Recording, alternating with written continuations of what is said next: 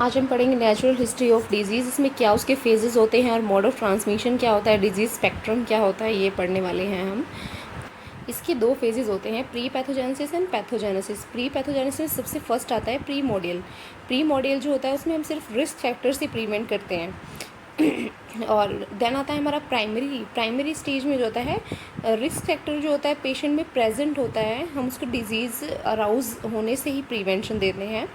Secondary stage होता है वहाँ पर हमारी डिजीज़ अराउज हो चुकी होती हैं, वहाँ हम डायग्नोज एंड ट्रीटमेंट देते हैं। टर्शरी में हम मेडिकल एंड सर्जिकल मैनेजमेंट्स को भी इंक्लूड करते हैं।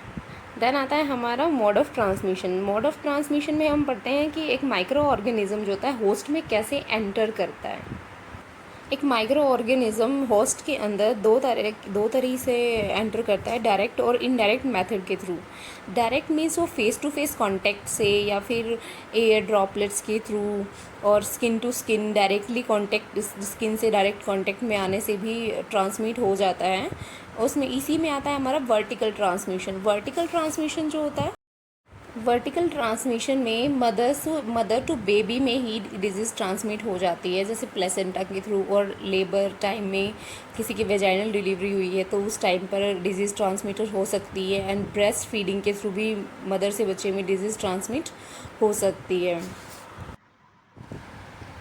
फॉर एग्ज़ाम्पल जैसे HIV virus, hepatitis B virus and torch में सबसे फर्स्ट हम 2 से इंडिकेट करते हैं, toxoplasmosis, R for rubella, C2 cytomegalo virus and HSV herpes simplex virus.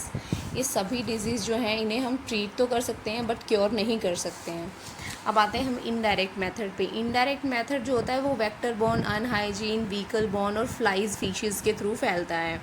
जो वेक्टर, मोस्ट कॉमन वेक्टर जो होता है हमारा वो होता है मॉस्किटो, और फ्लाइज जो होती है हमारी उसका साइंटिफिक नेम होता है मस्का डोमेस्टिका। मस्का डोमेस्टिका मोस्ट कॉमनली ये एनिमल बाइट्स के थ्रू भी फैलता है, जैसे डॉग बाइट से रेबीज़ हो जाना, तो इस तरीके से। और फीमेल जो एनोफेलीज होती हैं वो कॉज करती हैं मलेरिया। और फीमेल एनोफेलीज जो होती हैं वो 2 टाइप्स में आती हैं, urban mosquito and rural mosquito. Urban mosquito जो होते हैं इसके हम स्टेफेंसी नाम से जानते हैं, और रूरल मॉस्किटो को कल्शीफिसिस के नाम से जानते हैं।